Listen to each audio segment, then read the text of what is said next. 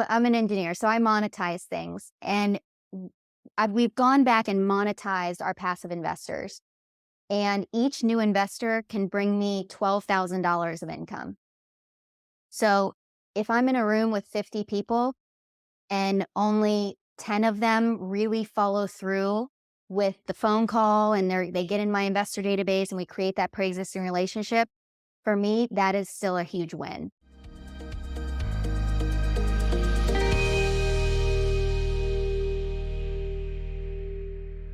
This is your daily real estate syndication show. I'm your host, Whitney Sewell. We are back with our guest today, Emily Cortright. And I hope you listened to yesterday's segment because we're continuing the conversation today and learning from her different techniques of how she is raising a lot of money and building her investor base very quickly.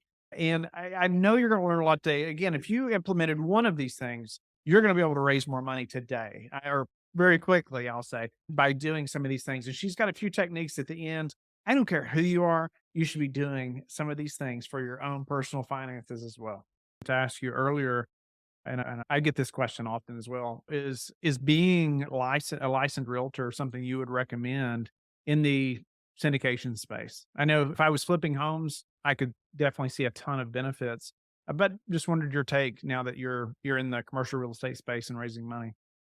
If I had started with multifamily syndication, I would say having my real estate license would not be critical because we get on the listing brokers lists, we get all the emails.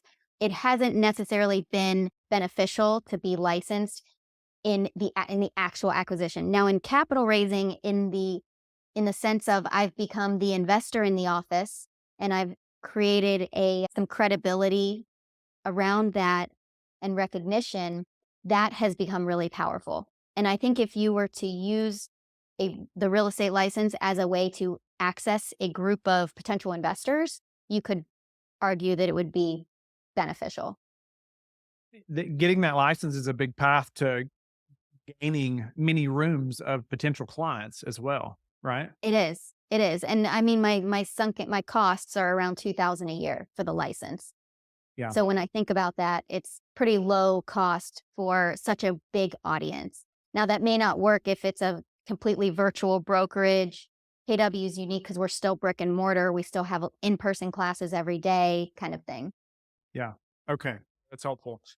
I get the question often. Usually when I say I have a real estate business, people assume I'm a realtor, right? That happens all the time. But no, that's helpful because I get that question often. Whitney, should I become a licensed realtor? Is that going to help me?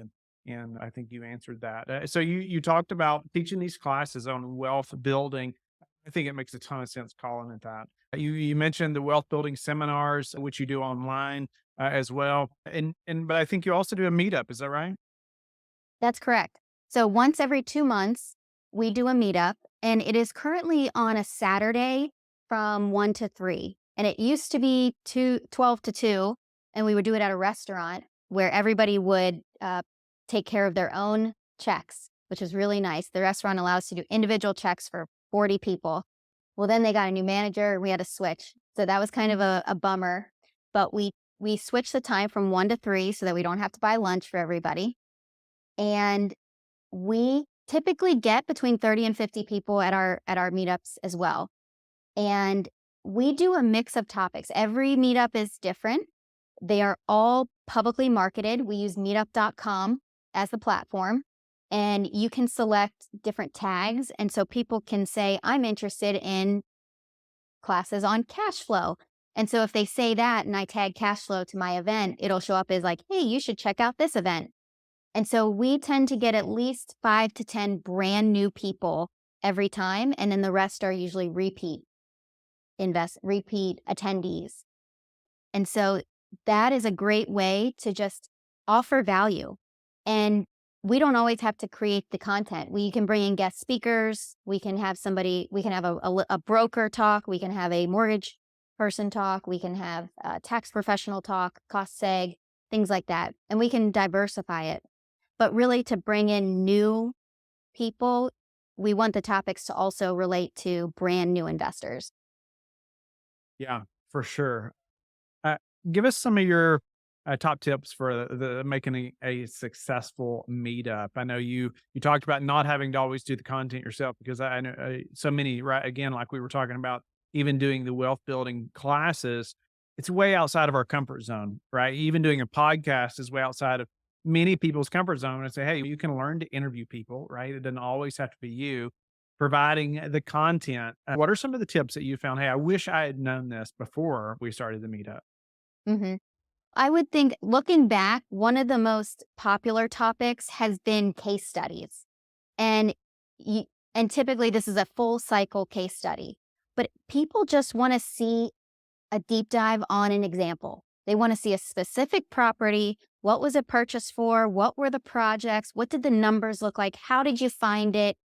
Really that womb to tomb story on a deal. And that's what we found to get the biggest turnout is when we sell, when even if a passive investment goes full cycle, you can use that as a case study if you put together all the pieces from the deal sponsors. But honestly, I would think we should be doing more case studies because that's what people want to see. They want to see the big picture, the full story. What did you buy it for? What did you sell it for? What were the gains and what did you have to do to get those to get the asset value higher? And how do you market the meetup? So we do blast on meetup.com. We market it to LinkedIn actually because on LinkedIn we have a lot of colleagues back from our corporate world and the message gets out that way, Facebook and Instagram. And Is that so our paid, like paid ads or no, unpaid, just our personal pages and business pages. nice, nice. That's awesome. What would you say has, if you could pick one of these methods to really focus on gaining new investor clients and leads, what would you pick? Honestly, I think teaching the Keller Williams classes are the best source. And one of the reasons is because like being part of a large multifamily education program, we need a lot of passive investors through the program. But the problem is in that environment, I am one of 50 deal sponsors that they're meeting. Well, when I talk to a room of real estate agents, they know they want to invest in real estate, but they don't have the time. Typically, I am the only deal sponsor that they know, that they've met. And by teaching the class, I get instant credibility. Even and it's kind of even from the very beginning, it was one of those fake it till you make it. Like be confident in the teaching and the presentation, and they are ready to invest with you. So I think that that has been my best lead source, and that is the one I'm continuing to do. I would say I do one class a month at a Keller Williams office at least. Good for you. Good for you. I know early on in the podcast, and even I get questions now. It's like, well, Whitney, or people say, well, Emily, they're going to ask me questions. I don't know. Well, how do you handle that? I know people are thinking that listening right now. Yeah. And you could always use the phrase, I'd love to have a side conversation with you about that. Let's take that offline, especially with tax questions. I am not the expert on tax questions. And so that made you can always defer to a CPA. If it was a legal question, you say, we need to please consult with an attorney about that. Yeah, I would say defer to a side conversation or let's talk about that one-on-one afterwards. Or sometimes if they just give a question you don't want to answer. What happens after the connection's made? And because that's also, I think, where a lot of people struggle with their systems internally and follow up with investors. And how have you found to be successful at that? It's like you've made the connection. Well, what's next? Well, as of the beginning of 2023, I now have a virtual assistant that helps me with my follow-up. But at the end of the class, what I want them to do is to schedule a 30-minute phone call with me. So the main thing at the end of the class, I put up my Calendly QR code. And the reason is because with multifamily syndications, I need to create a pre-existing relationship with my investors. So me teaching a class to them, in my opinion, does not make does not create that pre-existing relationship. So it is a fairly time intensive follow-up process because personally, I want to do a phone call with everybody who's going to get in my investor database. So if they don't schedule with me, we send them a follow-up email to remind them to schedule. But I would say at least 50 to 60% of the people pull up their Calendly and schedule a call right then and there. And so it's not too bad. It's more about chasing the people that then rescheduled or canceled or, but if you think I'm an engineer, so I monetize things and we've gone back and monetized our passive investors. And each new investor can bring me $12,000 of income. So if I'm in a room with 50 people and only 10 of them really follow through with the phone call and they get in my investor database and we create that pre-existing relationship, for me, that is still a huge win. Like I don't need 100% conversion. I could be very happy with 5 to 10 great investors that have 50, 75, 100,000 to invest because honestly, there are people in the audience that when I say the minimum rate, can be 50, 75, or 100, their eyes get big. And you know that for them, like $5,000 is a lot of money. And that's not necessarily the person that I want to spend 30 minutes with on the phone. Yeah, it's great to be upfront about that, so maybe you save your time and theirs, right? Yeah. Hmm. And one thing I wanted to dive in on that you just said there is that each new investor is worth like 12,000 of income for you. I love that you know that, like you've thought that through, and because we've tried to do some exercises like that, and I hear it so often from other operators, friends of mine. You say, "Well, man, how did you calculate right the value of that investor?" So really, we know how much money we can put towards marketing or money we can put towards new investors and just providing better service for them really, but ensuring obviously we're still making a profit at the same time. Are you able to share a little bit about how you came to that number? Yeah. And we took a pinpoint in time and we said, how much have we made from multifamily investing, from our syndications? And at this point, we had had two full cycle deals. And so when they go full cycle for a GP, they're you can make great money on it. And we just divided that number that yeah, it was probably at the 4 or 5 year mark that we did this exercise. And we had gone full cycle on two deals. So we took the amount of income that we made and we divided it by the number of investors that had invested with us so far. And so it could change, right? As more deals sell, as we acquire more deals, that number could be fluid. But at the time, it was $12,000. And that only counts the people that invested with us. So when I say if a room of 50 people that I'm teaching to, if 5 of them invest with me in the future, that's the value that I assign to them. Yeah, love that. Yeah, that's your engineer background, right? That love that you knew that, right? And that you thought it through to that degree. All right, so I wanted to ask you that because we've been asked that. And I've just heard it done a number of different ways, but you do need to think through that, right? As you're spending and thinking about marketing and whatnot. But all right, so you put the QR code up there, they're scheduling a call with you, and you're gonna have that call, just like we said. Any other tips on following up that have worked well for you? Maybe even ways that you're handling the phone conversation as well, or on what happens after the phone call? In terms of the follow-up, we we don't spam our inbox to our investor database too much. So we do, I would say, a biannual newsletter. So every 6 months, we have newsletters going out to our entire database, whether they've invested with us or not.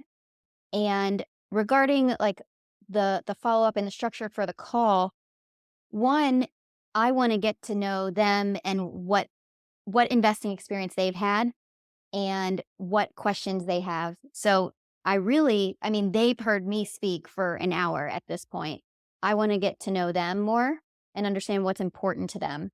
And sometimes that direction will go in a lot of different ways. Sometimes it'll go in the, well, I heard you say you invested with self-directed retirement accounts. So I want to learn more about that. And then we'll spend the next 30 minutes talking about retirement accounts.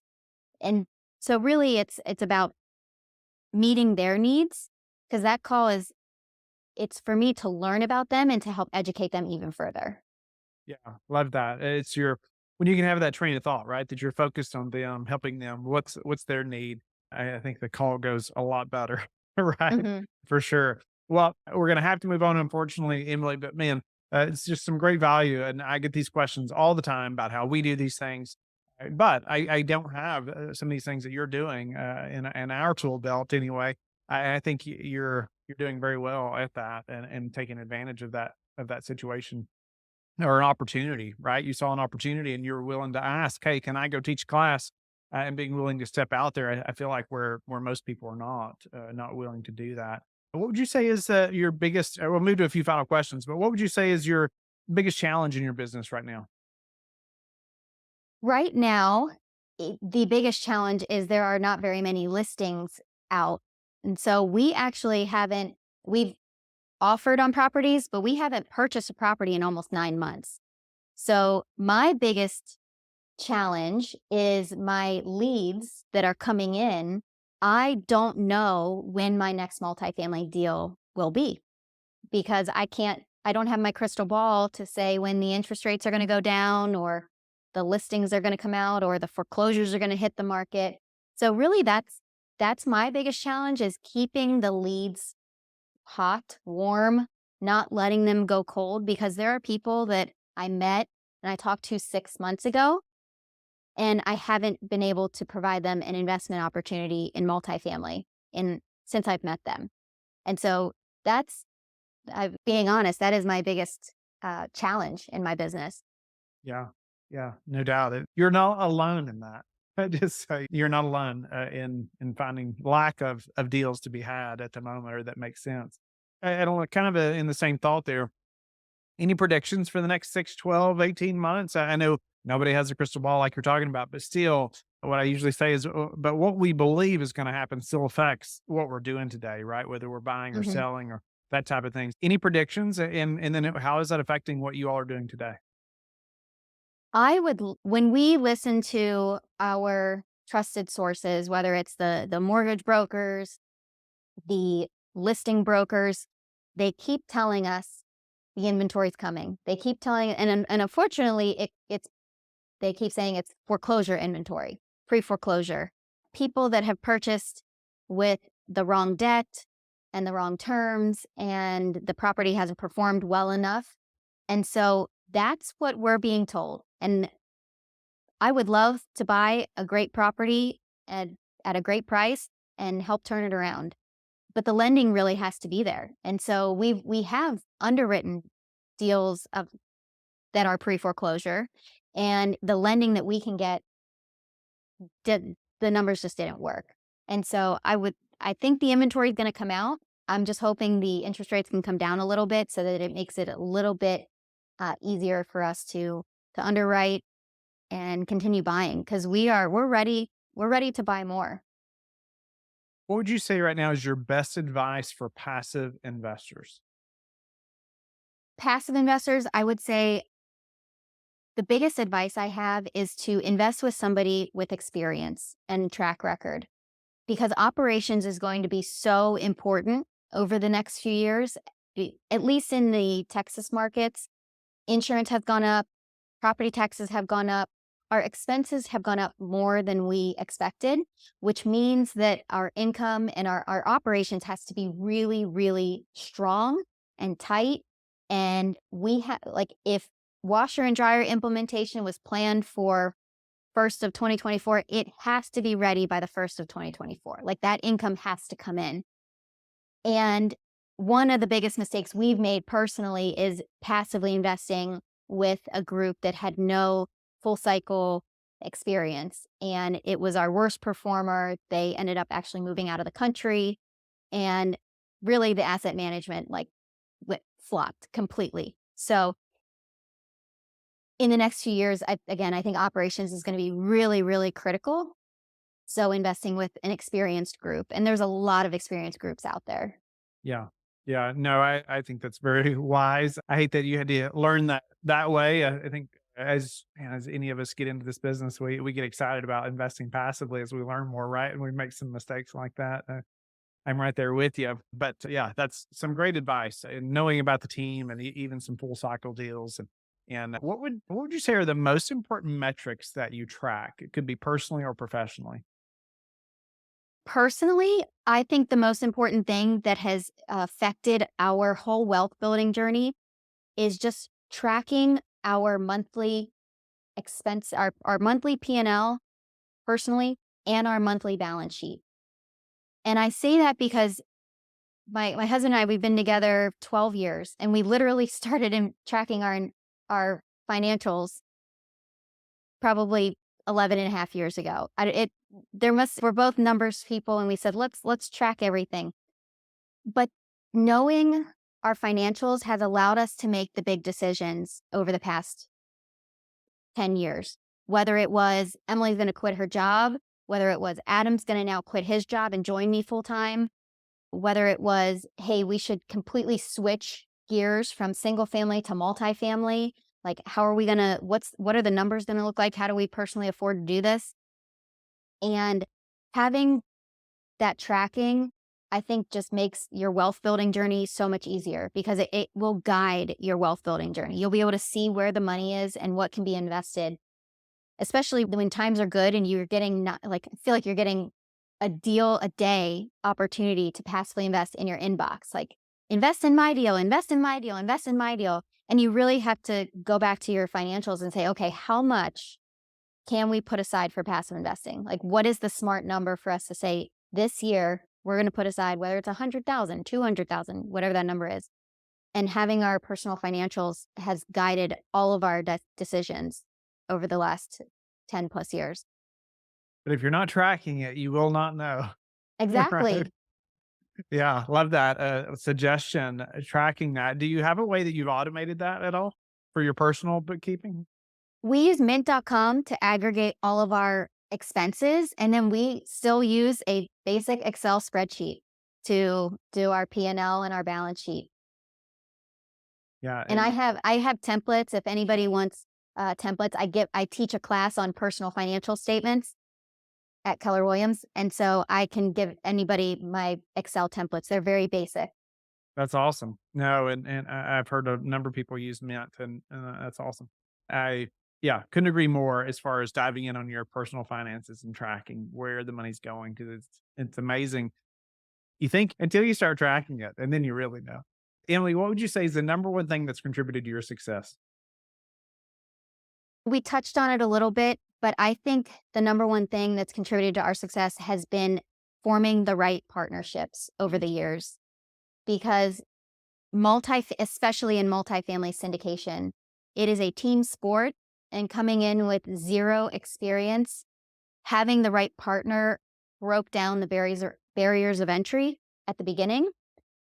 And that was the perfect partnership for us at the beginning. And then as we grew, the next perfect partnership for us was leveraging so that we weren't both in the day-to-day asset management and I could go pursue building our investor database. And really it was finding the right partnerships that with the right people that allowed us to do that and grow our portfolio. Yeah. Very wise.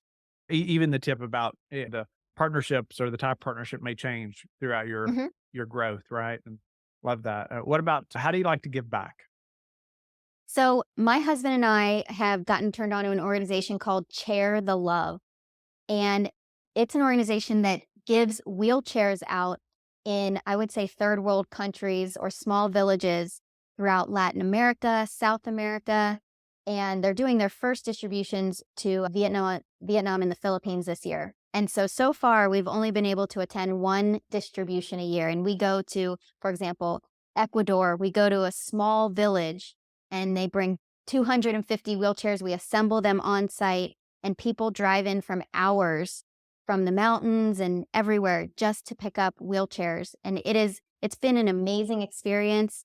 And our goal is that as our passive income increases, we want to go on 2 to 3 trips a year, maybe even more. And then once our daughter's probably 6 or 7, she'll come with us on these international trips.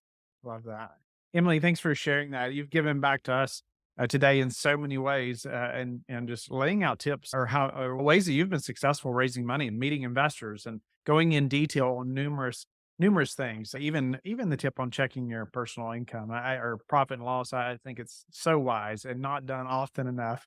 But so very grateful for your time and for the conversation. How can the listeners get in touch with you and learn more about you? Our website is AE for Adam and Emily, aeinvest.net.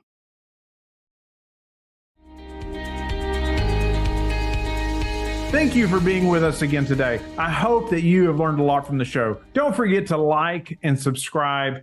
I hope you're telling your friends about the Real Estate Syndication Show and how they can also build wealth in real estate. You can also go to lifebridgecapital.com and start investing today.